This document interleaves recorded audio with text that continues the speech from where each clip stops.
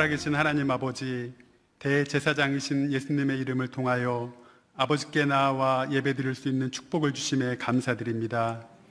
성도 한 명 한 명이 각자의 자리에서 진실한 예배자의 모습으로 마음 모아드리는 우리의 예배를 기쁘게 받아주시기를 소원합니다. 지금의 나로 서기까지 사랑과 인내로 기다려주신 주님의 은혜를 잊어버리고 나의 공로와 의를 드러냈던 죄를 고백합니다. 나를 불쌍히 여기신 그 긍휼하심으로 십자가를 선택한 예수님의 마음을 깊이 묵상하고 깨닫게 되는 사순절 기간이 되게 하여 주시옵소서.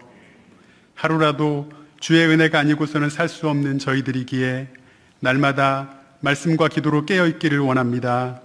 온라인으로 진행되는 다락방과 신앙강좌, 제자훈련과 사역훈련에 성령님의 충만한 임재를 변함없이 부어주시고 수요예배와 금요기도회를 통하여 삶의 현장 가운데서 공급받는 은혜를 맛보게 하여 주시옵소서. 저희에게 허락하신 1만 성도 파송운동과 가평 우리마을, 드림센터 환원 등의 비전이 주님의 뜻 안에서 진행되게 하심에 감사드립니다. 오랫동안 꿈꾸며 기도했던 사역들이 세상적인 성공이 아닌 주님 보시기에 기쁘고 아름다운 결실이 맺어지도록 성령님께서 인도하시고 주관하여 주시옵소서. 코로나로 인해 고통을 겪고 있는 성도님들과 전염병과의 사투를 오랜 기간 벌이고 있는 의료진들, 미래 자립교회와 선교사님들을 주님 기억하여 주시옵소서. 백신과 치료제가 좋은 효과를 거두어 코로나의 확산이 멈추게 하여 주시고 경제가 살아나 우리의 삶이 다시 활력을 되찾게 하여 주시옵소서. 국가적인 위기와 전쟁의 때에 늘 그리스도인들의 기도와 섬김을 사용하셨던 것처럼 이번에도 우리를 하나님의 사랑과 복음을 전하는 영광의 통로로 사용하여 주시옵소서. 하나님께서 주신 말씀을 전하실 이찬수 목사님을 성령님께서 붙들어 주시고 말씀을 듣는 우리의 심령에 회개와 치유의 은혜가 충만하게 하시옵소서. 예배를 위하여 헌신하며 봉사하는 손길을 기억하여 주시고 오늘 이 모든 예배를 주님께서 홀로 영광 받으시옵소서. 삶의 모든 영역에 자비하심을 더하여 주신 예수님 이름으로 기도드립니다. 아멘.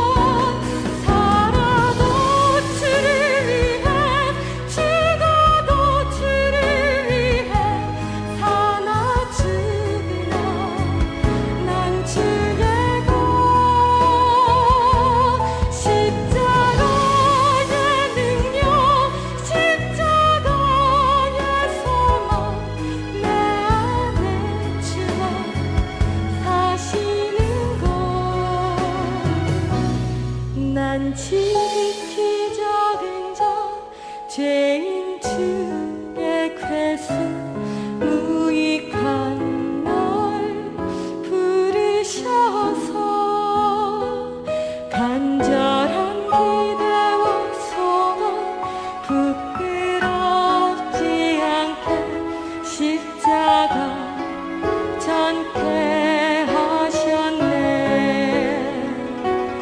내 사랑 나의 십자가.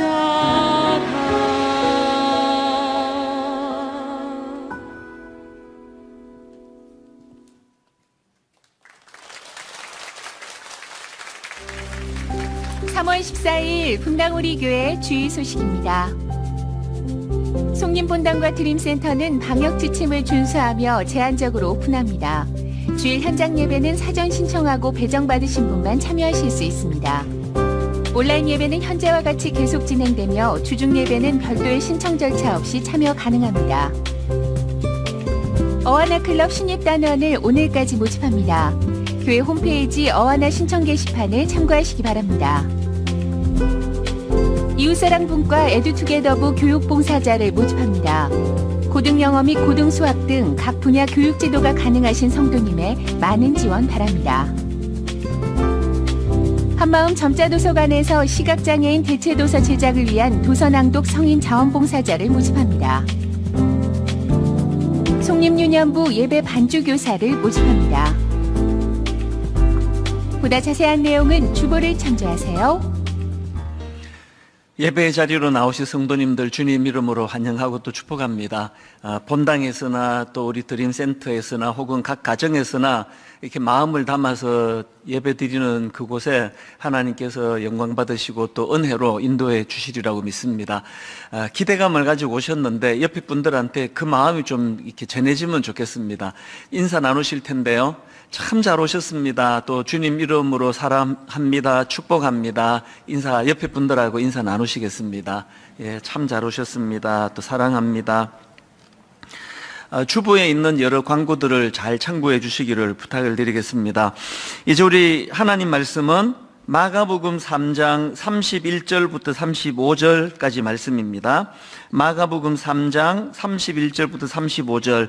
오늘도 다 자리에서 일어나셔서 우리 하나님 말씀을 교독해서 돌아가면서 읽도록 하겠습니다. 마가복음 3장 31절 제가 먼저 읽습니다.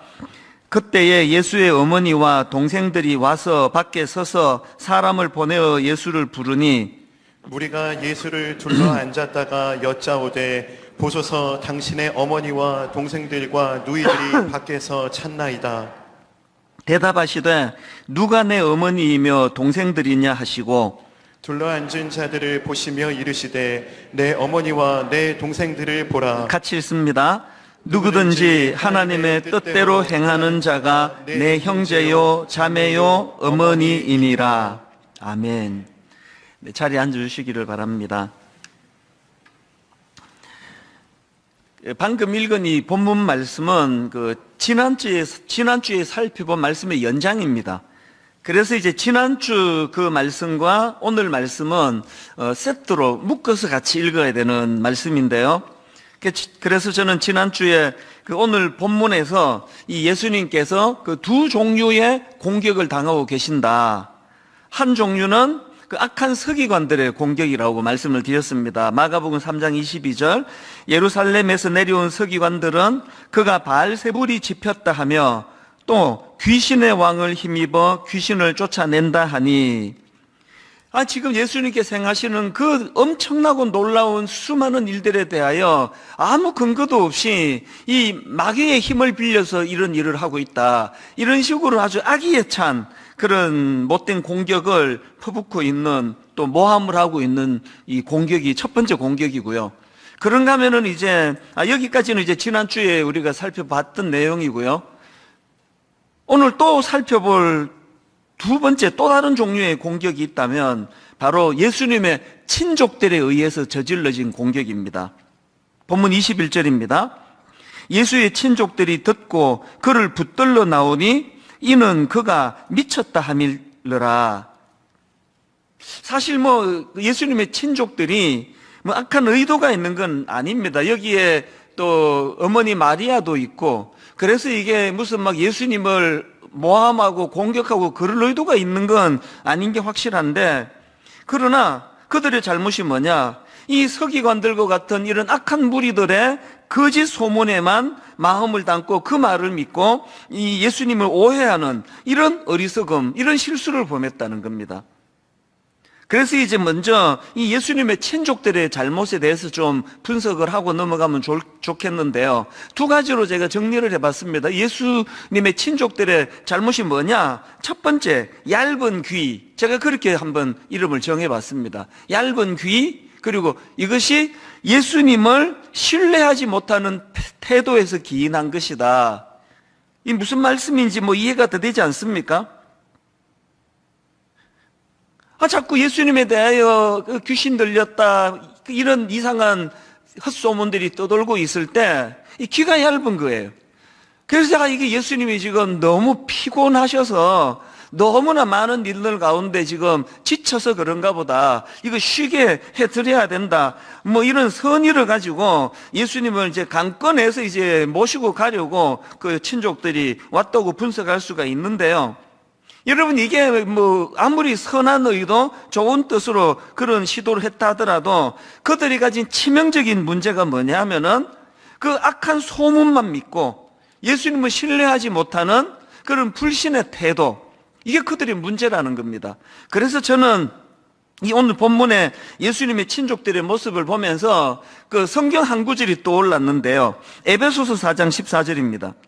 이는 우리가 이제부터 어린아이가 되지 아니하여 사람의 속임수와 간사한 유혹에 빠져, 사람의 속임수와 간사한 유혹에 빠져 온갖 교훈의 풍조에 밀려 요동하지 않게 하려 함이라. 그러니까 여기 나오는 예수님의 친족들은 악한 사람들은 아니에요. 그러나 어린애같이 미숙한 사람들이라는 겁니다.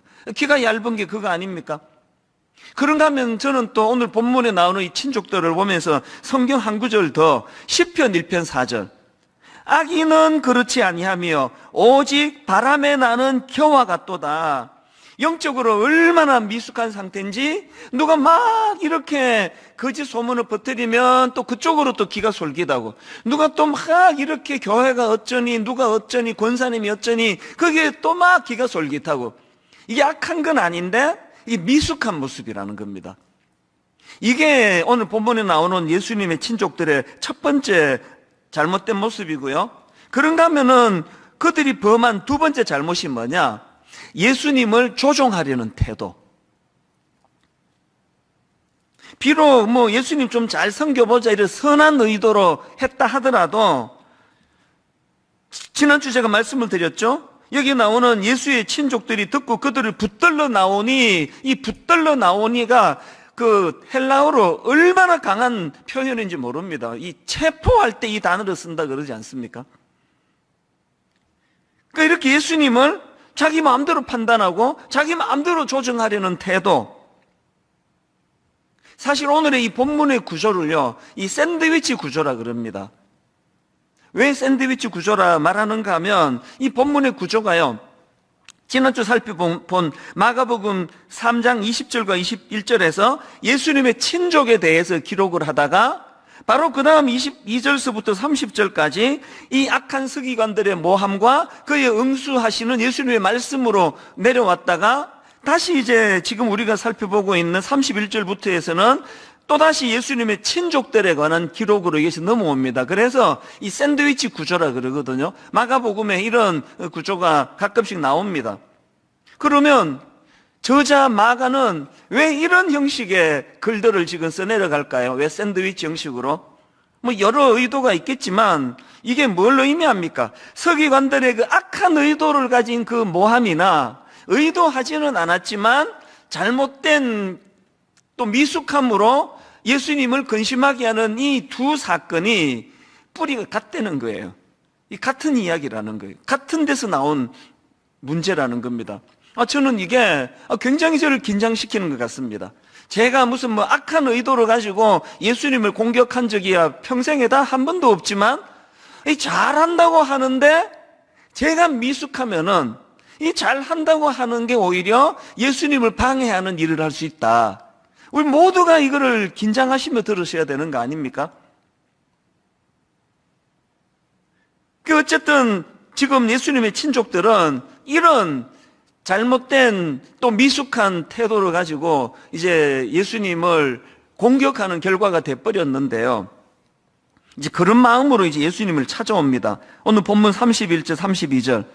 그때에 예수의 어머니와 동생들이 와서 밖에 서서 사람을 보내어 예수를 부르니 무리가 예수를 둘러 앉았다가 여짜오되 보소서 당신의 어머니와 동생들과 너희들이 밖에서 찾나이다.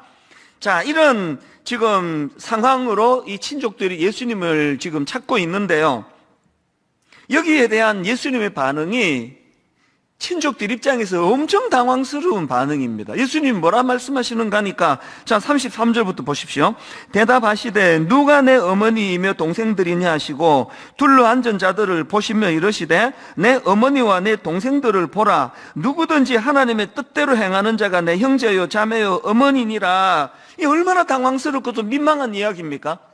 그런데 여러분, 이 예수님의 친족들 입장에서 이게 엄청 당황스러운 일일지는 몰라도 오늘 본문에서의 예수님의 이 선포, 이 선언, 이 새로운 가족 공동체, 이 하나님의 새로운 가족 공동체의 선언, 이게 신학적으로 너무 중요한 의미를 가지는 선언입니다.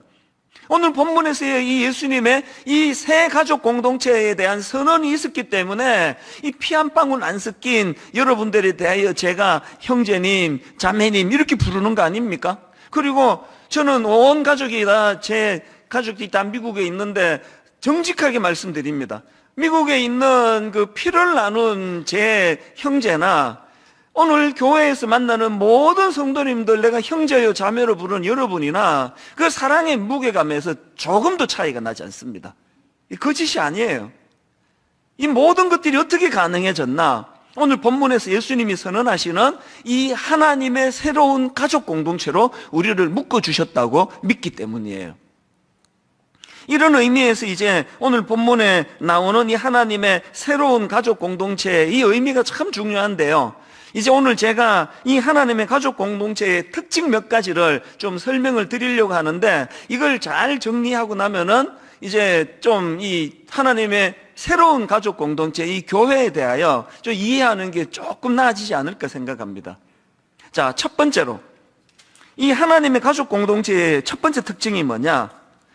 이 하나님의 가족 공동체는요, 예수님을 무한 신뢰하는 사람들이 모인 공동체라는 겁니다. 예수님이 누가 이 하나님의 가족 공동체냐? 그랬을 때 35절에서 이렇게 말씀하십니다. 누구든지 하나님의 뜻대로 행하는 자가 내 형제요 자매요 어머니니이다. 여러분, 여기 나오는 이 하나님의 뜻대로 행하는 자, 이거에 대해서는요 한 두 주 석주 설교할 수 있습니다. 너무나 풍성한 메시지가 이 한마디 안에 들어있는 거 아닙니까? 예를 들면은 우리가 잘 아는 산상수훈, 주님이 쭉 말씀하시고 맨 마지막에 이제 그 정리를 하시면서 반석 위에 지은지 모래 위에 지은지 그러시면서 행하는 자라는 강조를 하시는 것도 이게 하나님의 뜻대로 행하는 자, 여기에 해당이 되고요. 그런가 하면은 야고보서에 나오는 여러 강조되는 말씀, 이 전부 다 하나님의 뜻대로 행하는 자의 모습이거든요. 근데 오늘 저는 이것도 중요하고 저것도 중요하지만 이 모든 것이 가능하게 하는 근원적인 하나님의 뜻대로 행하는 자가 누구냐? 하나님의 뜻대로 행하는 게 뭐냐? 이걸 제가 한마디로 먼저 정리를 해드리고 싶은데요. 그게 요한복음 6장 29절에 나옵니다. 예수께서 대답하여 이르시되 하나님께서 보내신 이를 믿는 것이 하나님의 일이니라. 이거 잊으시면 안 됩니다. 우리 그냥 봉사하는 거, 섬기는 거, 이렇게 땀을 뻘뻘 흘리며 봉사하는 것만이 하나님의 일이라 생각하지만 더 근원적으로 하나님의 일은 예수 그리스도, 그분을 믿는 게 하나님 일이라는 겁니다. 하나님의 가족 공동체의 첫 번째 특징이 뭐라고요? 이렇게 예수 그리스도를 무한 신뢰하는 사람들이 모인 공동체라는 겁니다. 여러분, 우리가요, 이 주님을 향한, 하나님을 향한 이 무한 신뢰하는 그 마음의 태도가 인생을 살아가는데 얼마나 어마어마한 에너지를 가져다 준다는 거, 이 경험하고 사셔야 됩니다. 저는 그 파워를 매일 누리고 사는 사람입니다. 제가 종종 인용하는 그 가나안을 정탐하고 돌아온 12명의 정탐꾼의 보고를 듣고 그냥 이스라엘 백성들이 절망하지 않습니까? 우리가 도저히 못 이긴다니까. 그들은 거인이라 그러니까. 그래서 이제 막 울고 불고 성경에 보면은 막 백성이 밤새도록 통곡을 합니다. 그리고 오죽했으면 이제 종살이로 옛날로 돌아가자. 빌고 다시 종살이로 살자. 죽는 것보다 낫지 않느냐. 그렇게 동요하고 있을 때 딱 요수아와 갈렙만은 너무나 낙관적인, 너무나 희망적인 태도를 가지는 겁니다. 우리도 가서 보니까 그들이 대단하더라.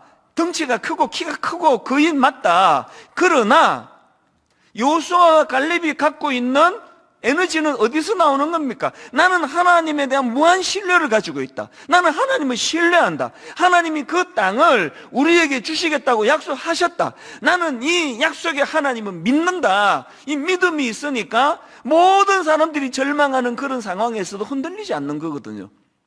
이게 주님을 향한 무한 신뢰, 우리가 꼭 회복해야 되는 거 아닙니까? 저는 청소년 사역을 이제 만 10년 제 30대를 그렇게 보냈는데요. 저는 내 인생에서 이게 하나님이 주신 큰 축복 중에 하나라 생각해요. 그래서 우리 중고등부 아이들과 10년을 지낸 게 너무 행복해가지고 저는 청소년 사역 그만두면서 하나님 앞에 제가 약속을 드렸다 그랬죠. 하나님, 제가 한 인간으로서 찾아먹을 기쁨은 이 10년 동안 아이들과 더불어 다 찾아먹은 것 같습니다. 이후로는 제 기쁨을 위해서가 아니라 진짜 이제는 이 은혜 갚으면서 살아가겠습니다. 그럴 정도로 청소년들하고 지냈던 시간들이 제게 황홀한 기쁨이거든요. 그 기쁨이 지금까지도 계속 연장이 되는 것을 느낍니다. 최근에도 이제 일만소도 파송 운동이 이제 2주만 지나면은 이 30개 이제 그 과도 교구로 이제 정리가 되고 이제 올 연말에 이 30개 교회가 이제 독립된 교회로 발전을 하는 요 지금 기로에 있으니까요. 이 마음이 또 뭐 여러 가지로 또 이제 복잡한 거 아닙니까? 이게 잘 돼야 되는데 또 심신이 좀 지치고 그러고 있던 얼마 전인데요. 아주 우연히 제가 청소년 사역할 때 썼던 책이 눈에 들어와가지고 그 책을 집었습니다. 그리고 우연히 펼쳤더니 제가 청소년 사역할 때 그 당시 고등학생이던 내 제자 아이가 편지를 보내줬는데 그 편지 안에 어떤 시, 이게 뭐 본인이 뭐 썼는지 이게 어디서 베꼈는지는 모르지만 그 감동적인 시 하나가 그 책에서 제가 언급을 했더라고요. 이 눈에 확 떠였는데 그날 정말 마음이 뭉클했습니다. 시 내용이 이렇습니다. 천년에 한 번 우는 새가 있습니다. 그 새의 눈물이 모여 바다를 이룰 때까지. 이게 막 과장이 엄청 심한 이 과장법 아닙니까? 아니, 천년에 한 번 우는데 그 새가, 그 새 눈물이 바다를 이룰 때까지, 이게 도대체 이게 영원하다는 걸 강조한 거 아니겠습니까? 자, 다시 한번 들어보세요. 천년에 한 번 우는 새가 있습니다. 그 새의 눈물이 모여 바다를 이룰 때까지 당신은 저의 영원한 스승님이십니다. 그리고 그 바다가 마를 때까지 당신을 사랑합니다. 그날 좀 지쳐있고 이러다 보니까요, 거의 한 20몇 년에 제가 전전에 받았던 그 편지에 나온 내용 같은데, 이게 저를 너무 뭉클하게 만들었습니다. 그래서 제가 그 책을 빼가지고 지금 제 눈에 잘 떠있는 책상 위에다 올려놓고 그 책 표지를 가끔씩 보면서 다짐하는 게 있습니다. 2가지를 다짐합니다. 이렇게까지 나를 믿어주는 이 제자들 같은, 이렇게까지 나를 주시는 성도님들을 실망시키는 짓은 하지 말아야지. 내가 이런 짓은 하지 말아야지. 마음으로 다짐하기 위해서 그 책을 책상에 올려놓고 더 중요한 한 가지 다짐이 있습니다. 이 시를 제가 기억할 때마다 이런 다짐을 저는 합니다. 나도 내 주님께 이런 무한 신뢰의 신앙 고백을 내가 드려야 되겠다. 그런 다짐을 하고 그냥 문장을 좀 바꾸어 가면서 읽기도 하고 묵상하기도 하는데 한번 다시 들어보세요. 제가 하나님께 올려드리는 이 무한 신뢰를 고백하는 차원에서 제가 이렇게 살짝 바꾸어서 천년에 한 번 우는 새가 있습니다.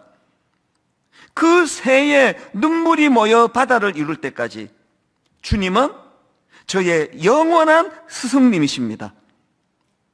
그리고 그 바다가 마를 때까지 주님을 사랑합니다. 어떨 때는요, 마음이 뭉클하고 눈물이 핑 돌아요. 뭐가 하나님의 일이라고요? 이 땅에 오신 예수 그리스도를 믿고 신뢰하고 순종하는 그 마음의 태도, 이게 하나님의 일이랍니다. 교회 봉사 너무 많이 하다가 이거 놓친 분들은 하시던 봉사 다 그만두셔야 됩니다. 정말 우리 마음 깊은 곳에서 정말 순수한 마음으로 천년에 한 번 우는 그 새가 그 눈물이 모여 바다를 이룰 때까지, 그리고 그 바다가 마를 때까지 저는 주님을 사랑합니다. 신뢰합니다. 주님을 향한 무한 신뢰를 드리기를 원합니다. 이런 마음을 가진 사람들이 모여 이루는 공동체가 이게 하나님의 새 가족 공동체라는 겁니다. 그런가 하면은 하나님의 가족 공동체의 두 번째 특징이 뭐냐? 묵묵히 일하는 자의 가치를 인정받는 공동체예요. 이게 무슨 말씀이냐? 저는 오늘 본문을 읽다가 참 감동이 되는 한 부분이 있었는데요. 지금 예수님의 가족들이 이제 예수님을 찾아오지 않습니까? 31절, 32절 다시 한번 보십시오. 그때에 예수님의 어머니와 동생들이 와서 밖에 서서 사람을 보내어 예수를 부르니 무리가 예수를 둘러 앉았다가 여짜오되 보소서 당신의 어머니와 동생들과 누이들이 밖에서 찾나이다. 저는 이 대목을 묵상하다가요, 예전에 제가 사랑의 교회에서 옥하는 목사님 밑에서 일할 때 그때가 떠올랐는데, 그때 옥 목사님 어머님께서 이제 목사님이 모시고 사셨어요. 그래서 이제 새벽 기도를 마치고 나오거나 또 주중에 교회에 가다가 보면 이 어머님 권사님 연로하신 어르신을 마주칠 때가 있는데요. 키도 좀 작으시고 많이 이제 연세가 드셨는데 30대에 제 눈으로 보기에 이 어머니의 걸음걸이 속에 자부심과 긍지가 다 묻어 있습니다. 우리 아들이 옥하는 목사님이라는 거죠. 우리 아들이 이 교회 담임 목사라는 거죠. 주저함이 없습니다. 그걸 볼 때마다 사실 좀 부러웠습니다. 우리 엄마 생각도 나고 그래가지고. 제가 이 본문을 생각하다가 왜 그 시절이 떠올려졌냐 하면요, 지금이 그 상황 아닙니까? 지금 오늘 본문에 나오는 예수님을 따르는 그 사람들은 너무너무 예수님을 사모하고 너무나 예수님을 사랑하기 때문에 모여들었는데요, 그 입장에서 볼 때 예수님의 육신의 어머니와 형제들이 왔다니까 얼마나 부럽겠냐고요. 그런 상황인데 아마 저 같으면은 그 상황에서 저는 울었을 것 같아요. 뭐냐? 그렇게 형제들을 부러워하고 있는데 예수님이 하시는 말씀이, 자 33절 다시 보십시오. 대답하시되 누가 내 어머니며 동생들이냐 하시고 둘러 앉은 자들을 보시고 그 부러워하는 그 사람들을 보시고 이러시되 내 어머니와 내 동생들을 보라. 그 감격을 이런 말로 다 못했을 것 같아요. 제가 이게 왜 눈에 들어왔는가 하면은요, 아까 제가 그 두 번째 조건으로 뭐라 그랬습니까? 묵묵히 일하는 자의 가치를 인정받는 공동체라 그랬는데요, 이 본문에 지금 이제 지난주 살펴본 것처럼 너무나 분주하게 그 사람들을 고치고 또 돌보고 섬기시느라고 예수님이 식사할 겨를도 없이 일하셨다고 그랬는데요, 여기 나오는 둘러 앉은 자들 모두가 다 바로 그 예수님을 섬기고 수종 들고 그랬던 사람들 아닙니까? 그런데 여기 보니까요, 누가 그랬는지 이름도 나오지 않습니다. 무명이에요. 묵묵히 일하는 자의 가치를 인정하는 공동체라고 한 게 그겁니다. 사람들은요 1등만 기억한다 그러잖아요. 사람들은요 주인공만 본다 그러잖아요.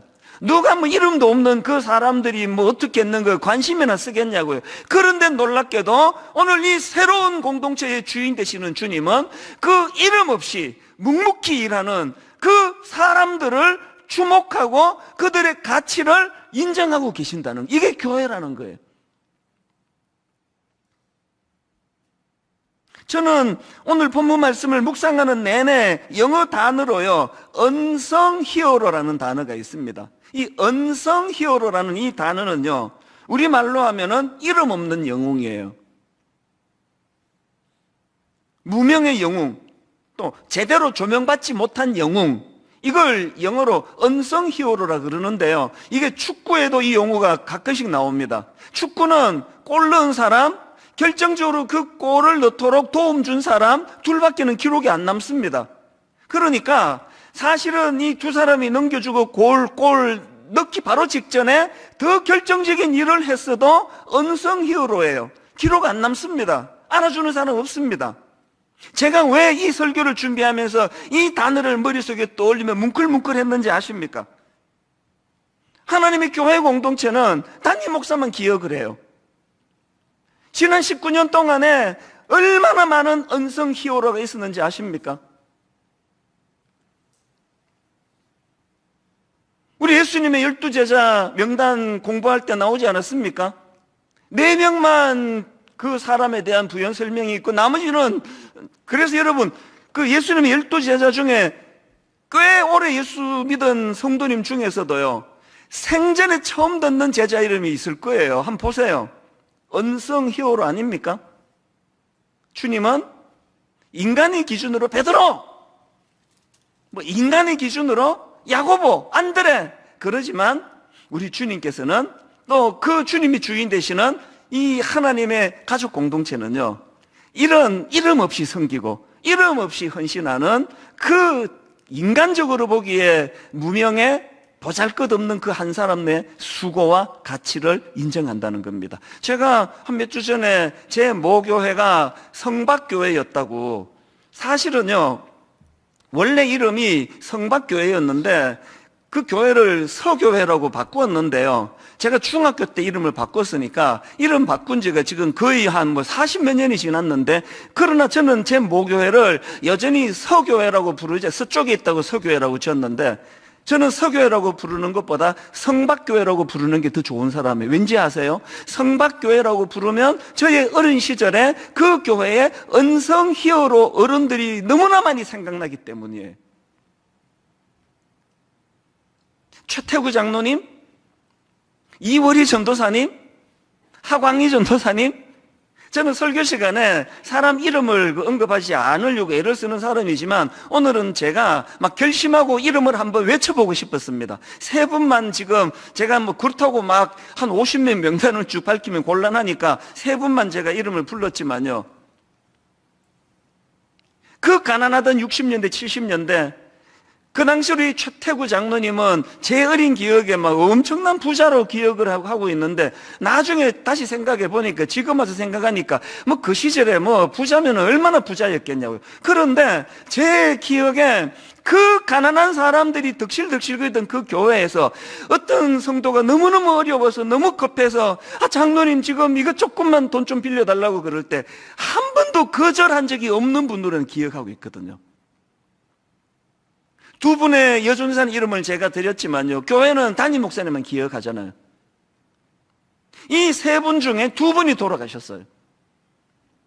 제 마음에 unsung hero, 누가 이 지나간 어른들 이름을 기억하겠습니까만, 오늘 저는 하나님의 가족 공동체는 이런 분들의 귀함을 인정해 주는 곳이라 생각합니다. 오늘 교회에, 분당 우리 교회 개척 초기에 너무 마음이 아팠던 게요, 너무나 많은 바로 그 예전 교회에서 교회를 위하여 온 정성을 다 바치고 물질을 바치고, 그렇게 하고 그 교회에서 모함을 당하고 쫓겨나고 그 교회에서 상처를 받고 쫓겨나고, 그런 분들이 너무 많이 오시는 거예요. 누가 그들의 눈물을 닦아줄 거냐고요? 주님이 닦아주세요. 주님이 그 가치를 아세요. 이들이 내 형제라고. 하나님의 가족 공동체는 이런 이름 없이, 빛도 없이 드러내지 않고 주를 위하여 눈물로 헌신하는 그 사람들의 가치를 인정해주는 특징이 있다. 이 두 번째 특징이에요. 그런가 하면 마지막 세 번째로 하나님의 가족 공동체의 세 번째 특징이 하나 더 있는데요. 그게 뭐냐? 먼저 주시는 사랑을 공급받는 사람들이 모인 공동체예요. 여기서 먼저 주시는 사랑, 이게 이제 강조점입니다. 이게 뭘 의미하느냐? 자, 마가복음 3장 13절. 또 산에 오르사 자기가 원하는 자들을 부르시니 나온지라. 오늘 본문 33절. 대답하시되 누가 내 어머니며 동생들이냐 하시고 둘러 앉은 자들을 보시며 이르시되 내 어머니와 내 동생들을 보라. 너무너무 자격도 없는 자 같은 거 20대 초반에 주님께서 먼저 사랑을 보내주셨어요. 먼저 저를 사랑으로 저를 보듬어 주셨습니다. 그 은혜의 감격이 너무너무 넘쳐서 먼저 주시는 그 사랑을 공급받은 그 은혜를 가지고 오늘도 제가 목회를 하고 있는 거 아닙니까? 그래서 저는 이 말씀들을 묵상하면서 요한 1서 4장 19절 우리가 사랑하면 그가 먼저 우리를 사랑하셨습니다. 사실 저는 그 소설책을 잘 읽지 않습니다. 왜냐하니까 이 소설은 이 스토리이기 때문에 한 번에 쫙 꿰서 읽어야지 이게 맥이 잡히는데 저는 그냥 뭐 한 15분 읽다가 또 뭐 이 일하고 또 뭐 한 15분 읽다가 저 일하고 이거 이렇게 맥이 잘 연결이 안 되고요. 그리고 또 이 막 책을 읽으면서도 뭐 조금 있다가 또 좀 뭐 회의 가야 되고 이래가지고 소설의 의미를 잘 못 담아서 거의 소설은 안 읽는데 최근에 어느 책을 읽다가 그 소설책 한 권을 추천을 받아가지고 요 근래에 제가 오랜만에 펴봤는데 여기 하나님의 섭리, 이 설교를 위한 준비인 거예요. 사실 아직도 그 소설 뭐 한 30-40페이지 진도가 안 나가고 있지만 너무나 주옥 같던 문장은 이미 다 얻었습니다. 그 소설에서. 소설가 이승우 씨가 쓴 사랑의 생애라는 소설인데요. 자, 오늘 본문과 흐름이 얼마나 비슷하게 가는지 자 들어보세요. 소설의 내용입니다. 사랑할 만한 자격을 갖추어서가 아니라 사랑이 당신 속으로 들어올 때 당신은 불가피하게 사랑하는 사람이 된다. 그 다음도 들어보세요. 자격을 갖추고 있어서 사랑이 당신 속으로 들어오는 것이 아니라 사랑이 당신 속으로 들어와서 당신에게 자격을 부여하는 것이다. 사랑이 들어오기 전에는 누구나 사랑할 자격을 가지고 있지 않다. 이게 요한 1서 4장 10절 11절을 녹여놓은 문장 아닙니까? 사랑은 여기 있으니 우리가 하나님을 사랑한 것이 아니요 하나님이 우리를 사랑하사 우리 죄를 속하기 위하여 화목제물로 그 아들을 보내셨음이라. 사랑하는 자들아 하나님이 이같이 우리를 사랑하셨은즉 우리도 서로 사랑하는 것이 마땅하도다. 그 사랑의 생애라는 책에 나오는 내용 한 군데 더 들어보세요. 어느 순간 사랑은 문득 당신 속으로 들어오고 그러면 당신은 도리 없이 사랑을 품은 자가 된다. 사랑과 함께 사랑을 따라 사는 자가 된다. 사랑이 시키고 원하는 일을 하는 사람이 된다. 이게 너무나 성경적인 가치관을 가지고 풀어쓴 소설 같아가지고요. 제가 갑자기 저자가 궁금했습니다. 소설책을 안 읽기 때문에 저는 이 소설가 이승우 씨가 누군지 몰라 검색을 해봤더니요. 아니나 다를까 이분은요. 신학대학을 졸업하고 신학대학원을 공부한 사람이더라고요. 이 소설이 지금 계속 강조하는 게 뭔지 아시겠죠? 그래서 여러분 우리가 진짜 하나님의 가족 공동체로 살아가기 위해서는 일 많이 하려고 애쓰지 말고 먼저 주시는 그 사랑을 누리셔야 돼요. 먼저 주시는 그 하나님의 사랑이 내게 흘러넘쳐야 그 소설가도 그런 얘기 하잖아요. 어느 순간 사랑이 문득 당신 속으로 들어오고 어느 순간 그리스도의 사랑이 내게 들어올 때 비로소 나도 사랑할 줄 아는 사람이 된다는 겁니다. 한국교회에 고쳐야 될 문제가 이러고 생각합니다. 나 저 형제 사랑해야 돼. 나 저 형제 용서해야 돼. 되나요 그게? 고갈돼 있는데 진짜 저 형제를 용서하고 싶으면요. 먼저 부어주시는 그 하나님의 사랑을 누리셔야 돼요. 그 부어주는 폭포수 같은 사랑을 다 마음을 닫고 용납하지 않는 그 태도부터 고치는 거.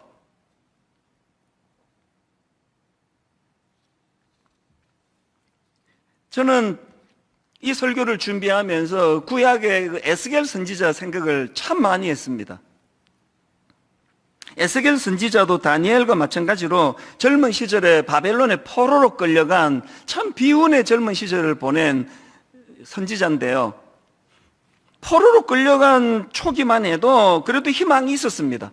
그래도 우리가 한번 조국으로 돌아갈 이 희망이 있다, 그런 용기를 가지고 기대감을 가지고 살았는데, 그런데 웬걸 포로 생활 11년 후에 자기 조국의 멸망 소식을 듣습니다. 신락 같은 희망 붙들고 살았던 그 포로 생활하던 이스라엘 백성들이 이제 모든 희망이 다 짓밟혀 버린 거예요. 조국이 망해버렸는데 이제 돌아갈 희망이 어디 있느냐고. 그래서 이제 모두가 다 절망하고 있을 때 이 에스겔 선지자가 계속 희망의 메시지를 던졌던 선지자거든요. 예루살렘 성전 다시 재건된다, 노예 생활 이대로 영원히 계속되는 거 아니다, 이런 놀라운 희망의 메시지를 에스겔 선지자가 전했는데, 여러분 생각해 보세요. 왜 모든 포로 생활하던 사람들이 다 절망에 빠져 있었을 때 유독 에스겔만은 그런 희망을 노래할 수 있었을까요? 그것은요, 하나님께서 에스겔에게 보여준 환상 때문이에요. 에스겔에 여러 환상이 나오지 않습니까? 그 중에서 여러분 다 아시는 에스겔 47장의 환상, 하나님께서 무슨 환상을 보여주시느냐? 물이 흘러내려요. 그 성전 문지방 밑에서 조금 물이 흘러내려요. 그래서 이제 그 물이 발목까지 찼다 그러는데요, 그 원어로 보면은 발목보다 훨씬 더 아래예요. 그랬는데 그 물이 이제 어디까지 차고 올라오느냐? 점점 이제 물이 풍성해지더니 무릎까지, 그리고 그 다음에는 허리까지, 그리고 그 다음에는 이제는 건너지 못할 강이 되어 흘러내리는 거예요. 그렇게 성전에서부터 시작한 물이 점점 차고 흘러 넘쳐가지고 이제 도시를 넘어 사막으로 흘러가, 사해 계곡으로 흘러가. 여러분 그 사해 바다 아시죠? 모든 생물이 다 죽어있는 사해 바다로 이 물이 흘러 넘쳐가지고 온갖 식물과 동물들로 가득한 그야말로 살아있는 바다로 변해가는 이 환상을 보여주신 거예요. 그래서 에스겔 47장 9절, 이 강물이 이르는 곳마다 번성하는 모든 생물이 살고 또 고기가 심히 많으리니 이 물이 흘러 들어감으로 바닷물이 되살아나겠고 이 강이 이르는 각처의 모든 것이 살 것이며, 이렇게 여러분 작은 물줄기로 시작한 그 물이 너무나 생명을 살리는 풍성함으로 바뀌어지는 이 환상을 봤는데, 저는 이걸 두 가지로 그 특징을 정리할 수 있다 생각합니다. 그 물줄기의 출발이 하나님 계신 성전으로부터 시작됐다는 특징이 있고요. 두 번째가 뭐냐? 너무나 작은 물줄기로 시작되었다는 거. 이게 오늘 본문을 압축해 놓은 것 같지 않으세요? 아까 제가 언성 히어로, 오늘도 이름 없이 묵묵히 일하는 그 작은 물줄기 같은 사람들에 의해서 하나님의 나라가 세워지고 있다는 그 원리하고 같은 거 아닙니까? 그런가 하면은 그 물줄기의 출발이 하나님 계신 성전으로부터 시작됐다는 거. 요한일서 4장 19절, 우리가 사랑하면 그가 먼저 우리를 사랑하셨습니다. 오늘 이 두 가지가 에스겔뿐만 아니라 저의 가슴도 벅차게 만드는 겁니다. 코로나19가 너무 오래 지속이 되면서 너무나 많은 성도들이 지쳐 있고 경제적인 어려움을 당하고 있고, 한국교회는 말로 다 할 수 없는 위기에 빠졌다고 하는 여기저기에 신음소리가 들리지만, 이럴 때 우리가 해야 되는 게 뭐예요? 하나님으로부터 시작되는 은혜의 물결을 경험해야 돼요. 이것이 점점 풍성해져가는 이 소망, 이 환상을 가지고 살아야 됩니다. 그래서 여러분, 저는 야고보서 1장 17절이요, 온갖 좋은 은사와 온전한 선물이 다 위로부터 빛들의 아버지께로부터 내려오나니, 이 사실을 잊으시면 안 됩니다. 결론을 맺으면서 저는 이 설교 마무리 묵상을 하다가 엘리야 선지자, 여러분 아시잖아요? 그 포악한 아합 왕으로 인해 가지고 하나님의 진노가 오래 지금 가뭄이 계속되고 있는 상황이에요. 그런데 그 백성을 너무나 사랑하는 엘리야 선지자가 그 민족을 사랑하는 마음으로 갈멜산에 올라가 절박한 기도를 드립니다. 너무너무 절박한 기도를 드려요. 가뭄이 끝날 희망이 보이지 않는 그 상황에서 엘리야 선지자가 7번 그 처절한 기도를 드리는데요, 그 절박한 기도를 드린 엘리야가 발견한 건요, 비를 몰고 오는 시커먼 먹구름이 아니에요. 손바닥만한 구름이에요. 그 하늘에 이게 신경 써서 안 보면은 보기도 어려운 손바닥만한 구름이에요. 그게 열왕기상 18장 44절입니다. 7번째 이르러서는 그가 말하되 바다에서 사람의 손만한 작은 구름이 일어나나이다. 저는 이 사람의 손만한 작은 구름이 일어나나이다, 이 대목이 그렇게 마음에 눈물을 가져다 줍니다. 4월 첫째 주부터 이제 2주 남았네요. 이 30개 이제 과도기 교구가 나누어지고 올 연말에 30개 교회가 이제 시작되는 이 모든 게 저의 두려움이고 우리 성도님들의 두려움이지만, 저는 요즘에 절실하게 기도해요.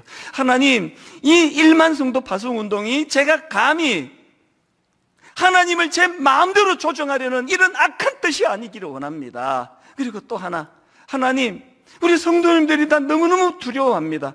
이제 내년에는 어디로 가야 되는 건가? 왜 교회를 나가야 되는 건가? 이런 마음의 두려움이 많은 우리 모든 성도님들에게 비를 몰고 오는 어마어마한 먹구름은 아니라 할지라도 하나님, 저들에게 손만한 작은 구름 하나 보여주시기 원합니다.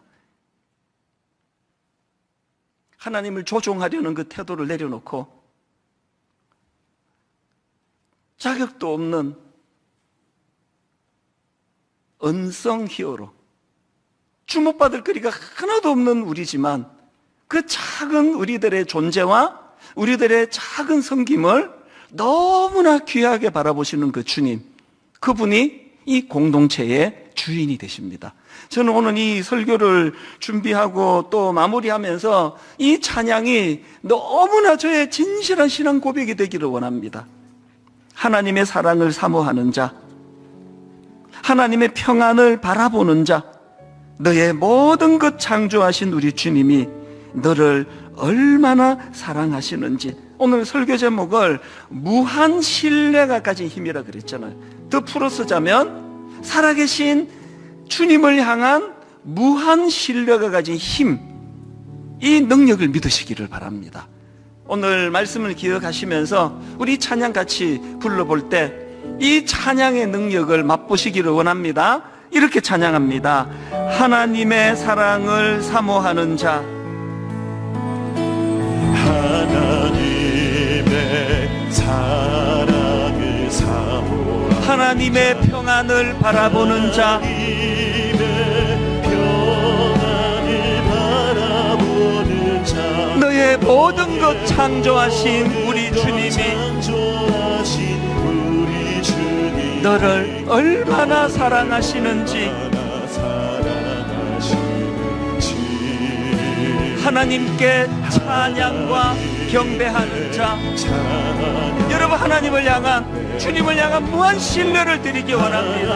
하나님의 선하심을 닮아가는 자, 너의 모든 것 창조하신 우리 주님이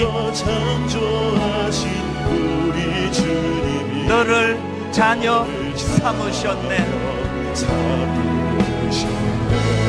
하나님 사랑의 눈으로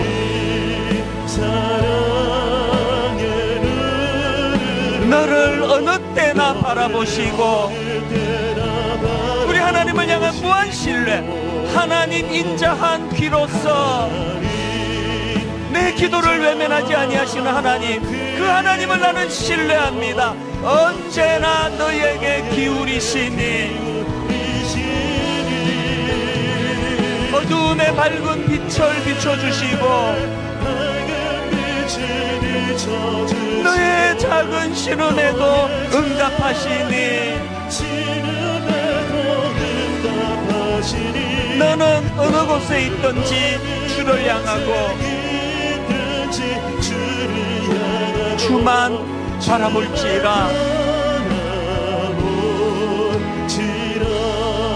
이 찬양 한 번 더 부르기 전에 우리 두 갈래로, 하나는 이 예배 가운데, 우리의 기도 가운데, 찬양 가운데 언성희오라고 그랬습니다. 이 세상은 담임 목사만 기억하고 눈에 띄는 그 사람만 기억하지만, 오늘 주님께서 이름도 모르는 그 누군가를 향해 저들이 내 형제라고, 교회는 앞에서 드러나는 그 사람만이 스타가 되고 주인공이 되는 거, 그것은 하나님의 가족 공동체가 아닙니다. 분당 우리 교회가 세워지기 19년 동안 모든 사람들 내 뒤에서 다 잊어졌는지 모르지만, 오늘 여러분 이 교회를 위하여 흘렸던 그 눈물 한 방울 주님이 외면하지 않으세요.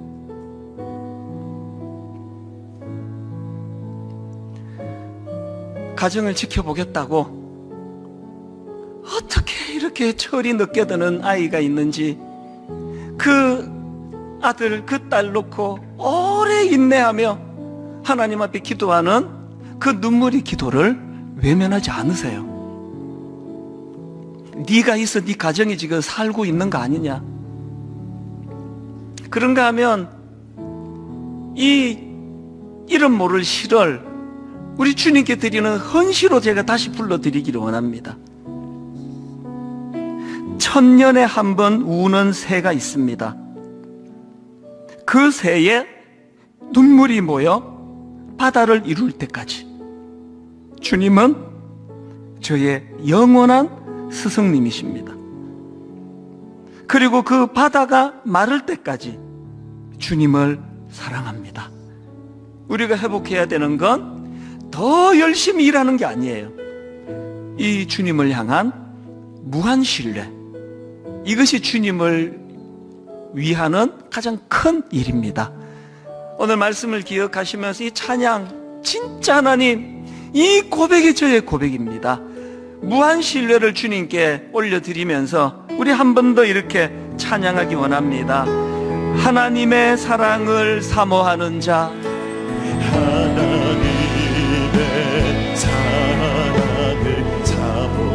하나님의 평안을 바라보는 자, 너의 모든 것 창조하신 우리 주님이, 우리 주님을 향한 이 신앙 고백, 너를 얼마나 사랑하시는지 하나님께 찬양과 경배하는 자, 하나님의 선하심을 닮아가는 자, 너의 모든 것 창조하신 우리 주님이 너를 자녀 삼으셨네. 여러분이 하나님을 향한 무한 신뢰를 드립니다. 하나님 사랑의 눈으로 너를 어느 때나 바라보시고, 우리가 기도할 때마다 하나님 인자한 귀로서 언제나 너에게 기울이시니, 우리가 괴로울 때 어두움의 밝은 빛을 비춰주시고, 우리가 고통당할 때 너의 작은 신음에도 응답하시니, 너는 어느 곳에 있든지 주를 향하고 주만 바라볼지라. 우리 다시 한번 주님을 향한 무한한 신뢰를 드립니다. 하나님 사랑의 눈으로 너를 어느 때나 바라보시고, 하나님 인자한 귀로서 이 비천한 자의 기도를 들으시는 주님, 언제나 너에게 기울이시니, 우리가 낙심할 때 어두움의 밝은 빛을 비춰주시고, 우리의 괴로움을 아시는 주님, 너의 작은 신음에도 응답하시니, 너는 어느 곳에 있든지 주를 향하고 주만 바라볼지라 최후 승리를 얻기까지.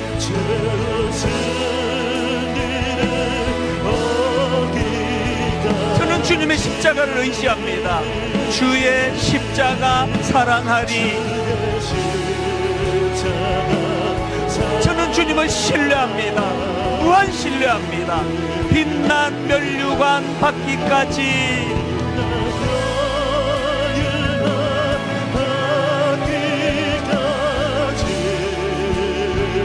험한 십자가 붙들겠네. 우리 모두 다 자리에서 일어나셔서 우리의 마음을 주님께 고백합니다. 최후 승리를 얻기까지. 낙심하지 않습니다. 주저앉지 않습니다. 주님을 신뢰합니다. 주의 십자가 사랑하리.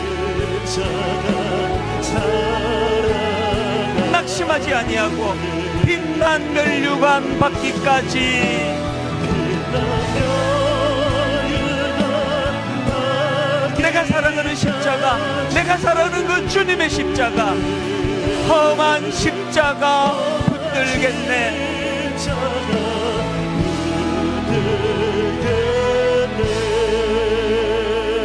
오늘 이 본당에뿐만 아니라 곳곳 가정 곳곳 수많은 곳에서 언성 히어로들이 예배를 드리고 있습니다.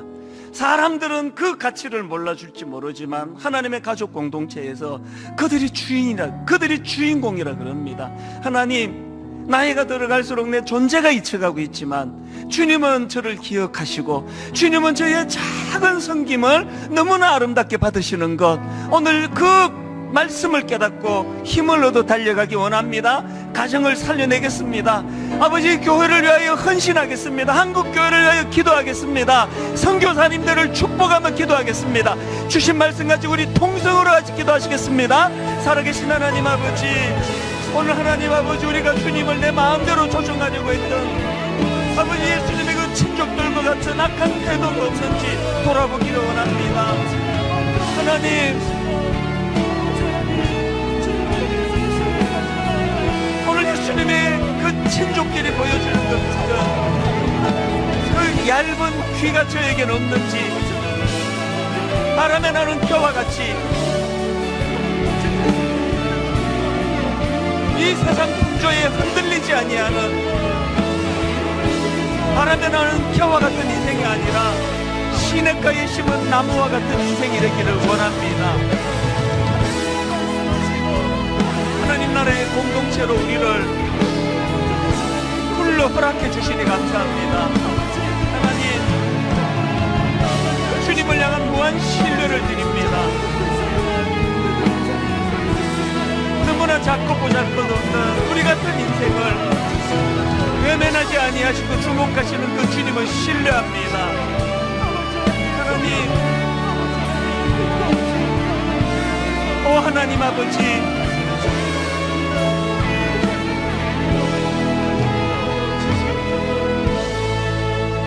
고마우신 하나님 아버지, 먼저 우리를 사랑하시고 먼저 우리에게 다가와 손을 내밀어 주셨던 그 은혜에 감격해서 오늘도 하나님 이곳에 혹은 각 가정에서 예배를 드립니다.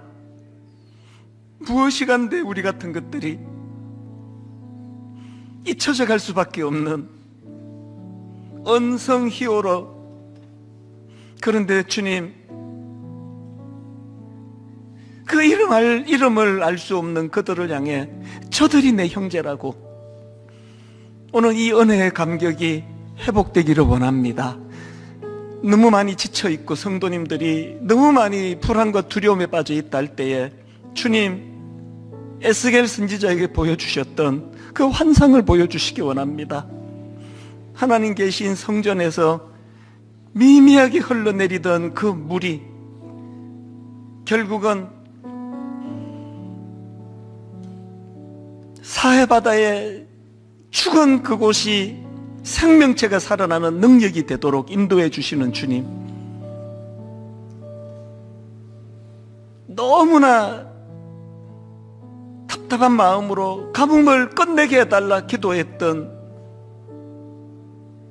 엘리야 선지자에게 손 많은 작은 구름 하나 보여주셨던 주님, 오늘 저희들에게도 주님 손 많은 작은 구름 하나 보여주시기 원합니다. 손 많은 작은 구름, 이 미미하고 작게 시작한 이 구름이 3년 6개월 가뭄을 종식시키는 능력의 구름이 되게 하는 것, 나의 주인 되시는 주님이 그 일을 행하시는 줄 믿습니다. 우리들에게 그 믿음을 허락해 주시고, 하나님 이번 한 주간 동안 오늘 주신 이 말씀의 능력을 가지고 거뜬히 이 세상을 살아내는 힘이 되고 능력이 되도록 인도하여 주시옵소서. 우리 주 예수 그리스도의 은혜와 하나님 아버지의 다함없는 사랑과 성령님의 감동, 감화, 위로교통 충만하심의 역사가 오늘 주신 말씀 마음에 담고 힘 얻어 달려가기로 다짐하며 예배하는 모든 주의 자녀들 머리 위에 지금부터 영원토록 함께 하시기를 간절히 축원하옵나이다. 아멘.